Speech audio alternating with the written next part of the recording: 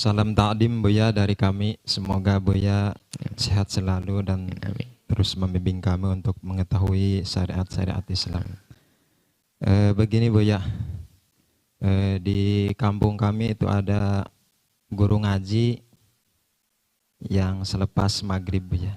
Dan Ustadz itu mengharuskan anak didiknya itu mengisi kenceleng setiap minggu 1.000 atau 2.000 rupiah Buya.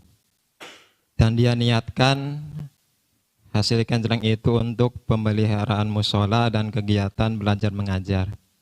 Akan tetapi dengan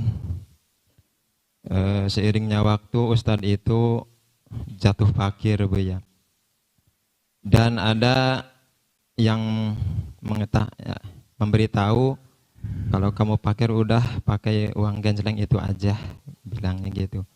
Yang jadi pertanyaan kami, apakah boleh si Ustadz tersebut memakai uang kenceleng yang tadinya diniatkan untuk pemeliharaan musola dan kegiatan belajar mengajar, apakah ya boleh atau tidak Buya? Terima kasih atas jawabannya. Wassalamualaikum warahmatullahi taala wabarakatuh. Waalaikumsalam warahmatullahi wabarakatuh. Guru ngaji adalah pahlawan yang luar biasa di kampung-kampung. Mereka kadang tidak dikasih duit. Kalaupun dikasih hanya sekedar, Masya Allah, puluhan ratusan ribu. Kasih sabun, kasih ini. Cuman karena mereka orang-orang istimewa, nggak pernah berkeluh kesah. Yang ada hanya syukur dan syukur, terima kasih. Dan kita menemukan guru-guru di Madrasah Diniyah yang kita pun belum berani jadi seperti itu. Bagaimana? Bekerja, mengajar, kerja, ngajar. Baik, kemudian ada pertanyaan seperti tadi itu, kenceleng. Jawabannya adalah karena kenceleng itu bukan untuk mereka, bukan untuk guru tersebut, maka tidak boleh dipakai oleh guru tersebut. Sesuai dengan al-muslimuna ala syurutihim. Waktu minta untuk apa, ya harus untuk itu. Ini adalah pendidikan amanat untuk siapapun. Pendidikan amanat yang ngurusi pondok, masjid dan sebagainya.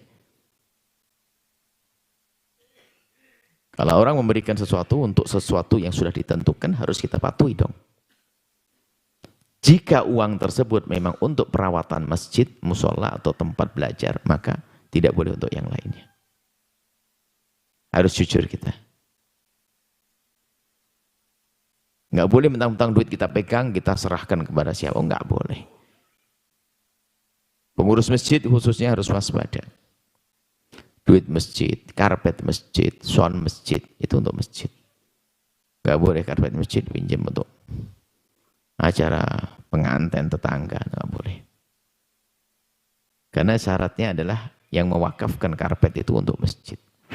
Nggak boleh pakai untuk yang lainnya. Termasuk uang masjid juga untuk kepentingan masjid.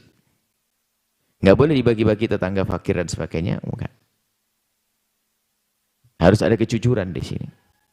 Nah, lalu bagaimana untuk ustadz tersebut kalau punya hajat? Nah, buat kenceleng yang sifatnya adalah untuk ustadz juga. Jadi seperti itu, sesuai dengan syarat atau sesuai dengan perjanjiannya. Nggak boleh kita merubah seenaknya sendiri. Amanat itu penting. Soalnya, apalagi ini yang sering adalah yang tanpa disadari oleh seorang ustadz karena semangatnya tinggi, bukan seperti ada model lain. Contoh apa? Bantuan untuk anak yatim. Diterima begitu saja, tapi yang makan asal saja, haram. Makanya kenapa di sini tidak menerima bantuan untuk anak yatim? Karena bingung, yang makan bukan anak yatim, nanti dosa. Gitu. Kalau ingin bantu anak pondok, selesai, tidak usah pakai anak yatim. Anak yatim jadi anak saya di sini. Nah, coba kalau anak yatim, harus diberikan kepada anak yatim. Dikhususkan kepada anak yatim, karena khusus. Karena mereka menentukan harta itu untuk anak yatim.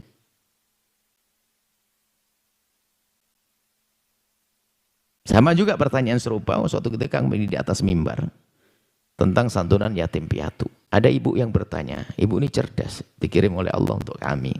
Buya gimana hukumnya Buya? Sumbangan untuk anak yatim digunakan untuk nyewa dekor sama drum band. Kami jawab, harus diganti oleh panitia. Anak yatim tidak makan dekor, anak yatim tidak makan drum band. Anak yatim perlu duit untuk kebutuhan mereka. Hati-hati. Oh, ketawa tapi mengganti mereka. Setelah duduk diganti. Sesuai dengan apa yang sudah direncanakan, sesuai dengan perjanjian. Jangan dirubah-rubah. Jangan biasa berubah-ubah seenak perut kita, enggak. Ya, kalau ingin membantu, bicara aja bisik-bisik. Anda kalau mau membantu, Anda kalau melihat kasihan sama ustadz tersebut, Anda jadi panitia. Kalau ustadz tersebut mungkin ustadz warok nggak pernah minta-minta. Anda punya panitia, Anda jadi panitia, wali santrinya semuanya. Ustadznya itu ustadz nggak mampu, gimana? Koordinir, kasih hadiah yang gede dong. Jangan dia sendiri suruh buka kenceleng. Kalau ustadz itu bisa jadi ustadz itu sangat warok.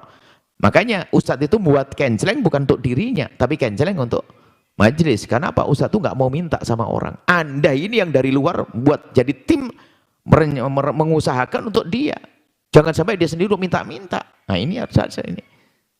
Anda buat ada bisik-bisik pada orang kaya 5-6 haji. Ini ada ustadz di kampung, Masya Allah. Dia punya hajat, dia ngajar yang rajin gini. Anda koordinir, Anda hadiahkan ke mereka. Jangan dia sendiri yang meminta. Dia mungkin tidak akan minta, buktinya apa? Untuk majelisnya saja pakai kenceleng. Semampunya anak-anak untuk menjaga madrasah tersebut. Seperti itu. Jadi tidak boleh dialihkan kepada cuman kalau sampai itu fakir beneran, Anda ini keterlaluan sebagai wali santri yang membiarkan gurunya ke kemiskinan. Itu Anda terlalu, anak-anaknya diajari ngaji, masa kita nggak peduli. Maka kita yang harus bangkit, bukan ngambil kenceleng tersebut. Akhirnya apa? Kalau dibiarkan, wah ini kalau sampai ada, akhirnya ustadz yang makmur, majelisnya yang nggak makmur, kan kacau. Harus sesuai dengan apa yang sudah direncanakan. Allah alam bisawab. Jangan lupa berselawat kepada baginda Nabi Muhammad sallallahu alaihi wa alihi wa sahbihi wasallam.